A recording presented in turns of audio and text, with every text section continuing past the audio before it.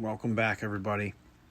My name's Matt, and this is Flatland Relics.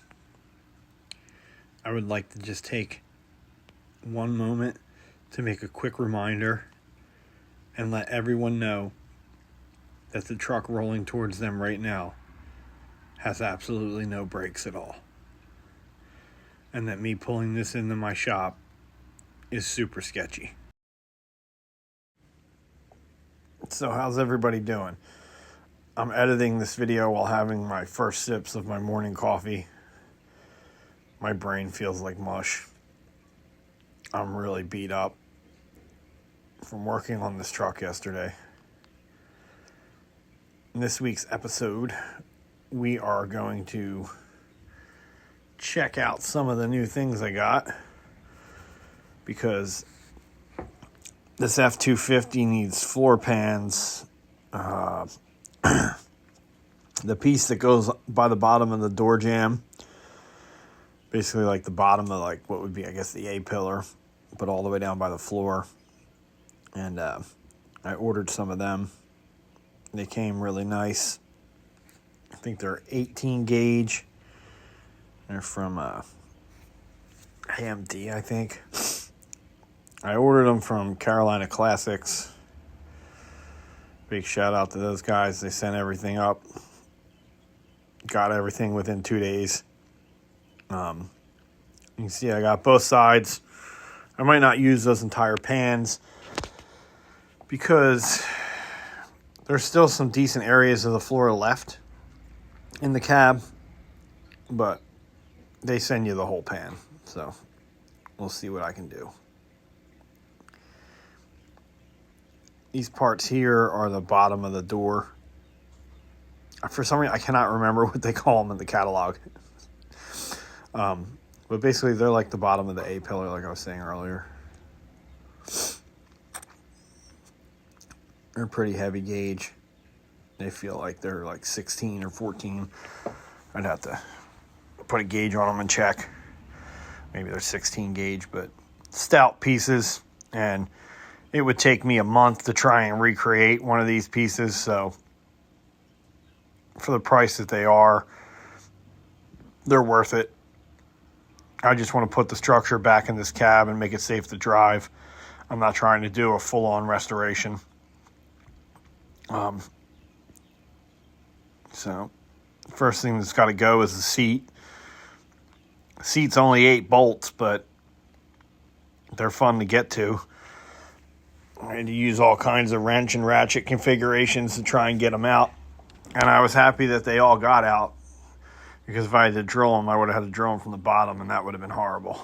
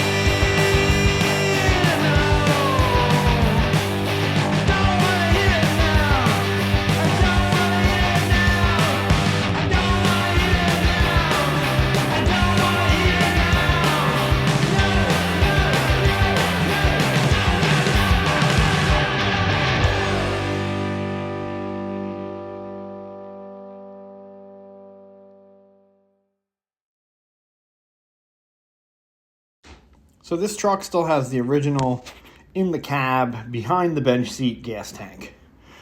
Once I got the seat out, I did a bunch of cleaning. I wanted to get all the nasty dust and dirt. There was like some old feathers in there, all kinds of stuff in there. Wanted to clean all that up and just make it so it wasn't so dusty. And then I wanted to disassemble all the parts going to the gas tank. Got the fuel line, got the fuel spout. There's 3 bolts along the top that have to get loosened that go into clips that hold the tank to the cab. And then there's 2 small wires for the sending unit. And I think I took the gas line off the top of the sending unit also. I just completely took that off. You can see all the dust. Like I said, it's nice to just go through and wipe all that down. I even hit it with some soapy water and a rag and just kind of scrubbed everything real quick. And then for the remainder of the time after I'm done cleaning, it's actually not that bad. I don't like breathing all that dust in and stuff. It's not very healthy. So I went right to this first tank mounting bolt, and it was making all kinds of weird noises. Whatever clip or nut holds that in the back is spinning with it, so that's no good. Better luck on the other 2, huh?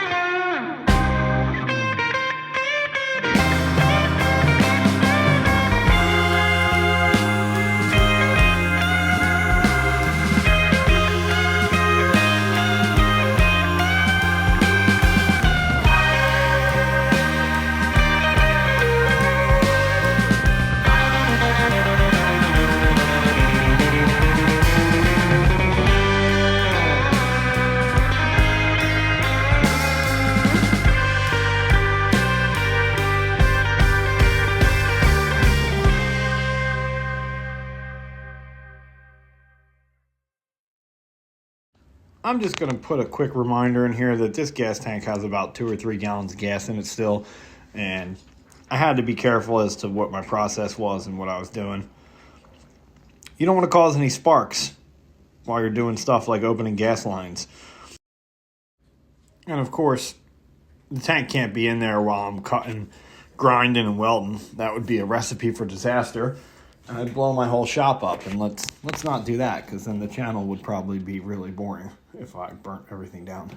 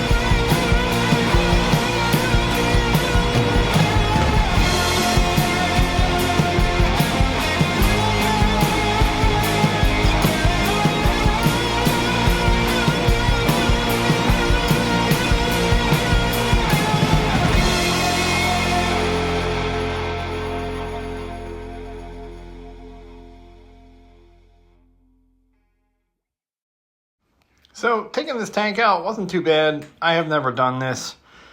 I did not have a manual to look at anything, so I kind of just had to figure it out as I went. Like this filler tube piece was so dry rotted I could just practically rip it. So like all the rubber stuff's going to have to get replaced on this.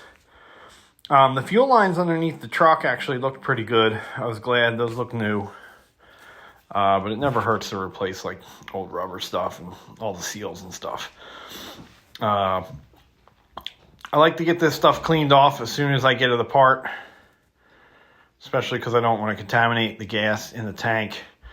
And as you can see, I just take a little painter's tape here and I just cover any opening in the gas tank. You know, like I said, it's got 2 or 3 gallons of gas in it, and I'd like to just preserve that. I'll take a peek in the tank later and see how it looks, but there's no rust on the outside of the tank, and that's actually really nice. So I'm pretty sure this is just going to go right back where it was, and we'll run it the way the factory designed it.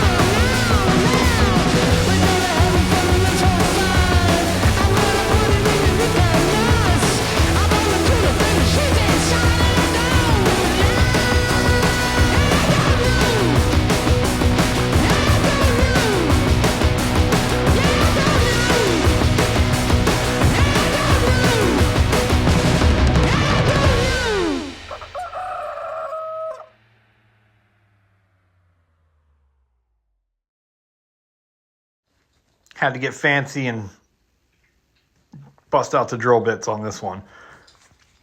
I did not want to try and cut this bolt head off with a grinder. You know, it's a gas tank. That's a bad idea. So I used a couple different drills, a couple different drill bits, and plenty of cutting oil. Just trying to avoid any kind of spark. Might be overkill, but, you know, I really didn't feel like exploding.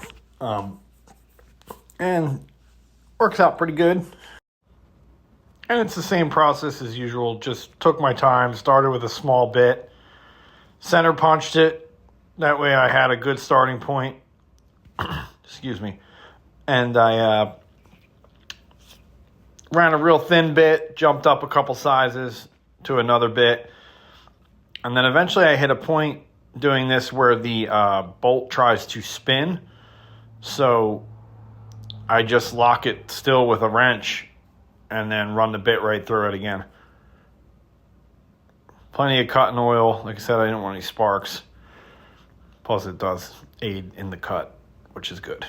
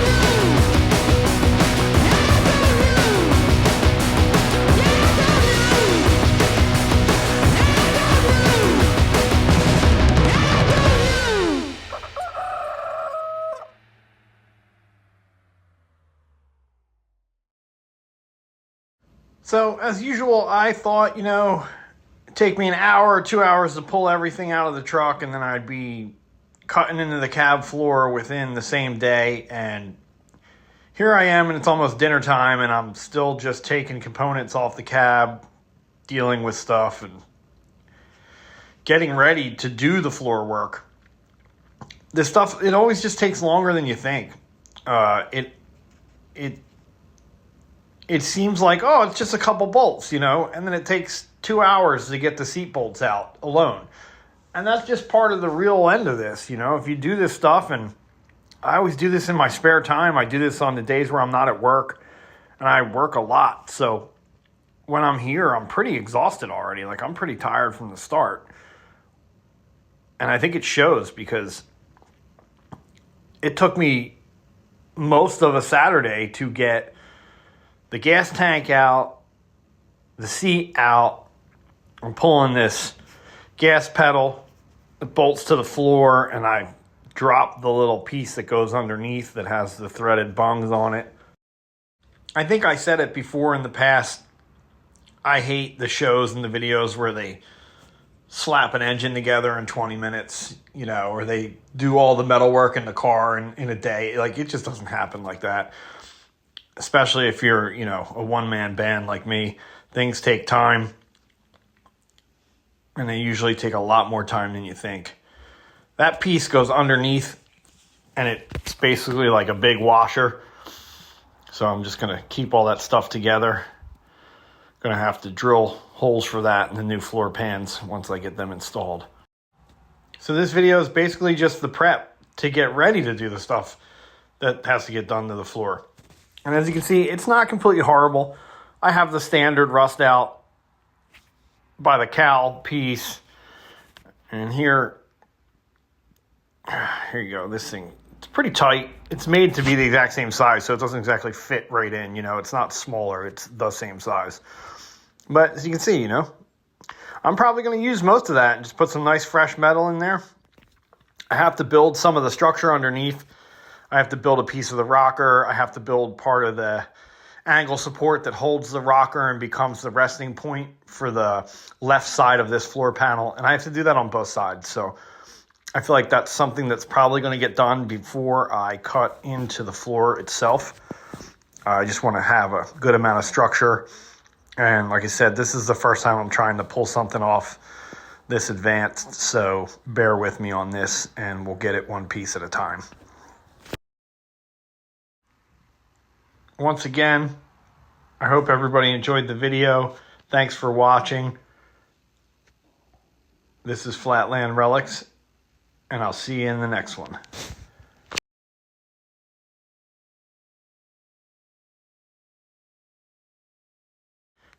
Here's a little bit of the damage on the passenger side. Like I said, it's typical rot. It's right where these trucks rot out against all the bracing.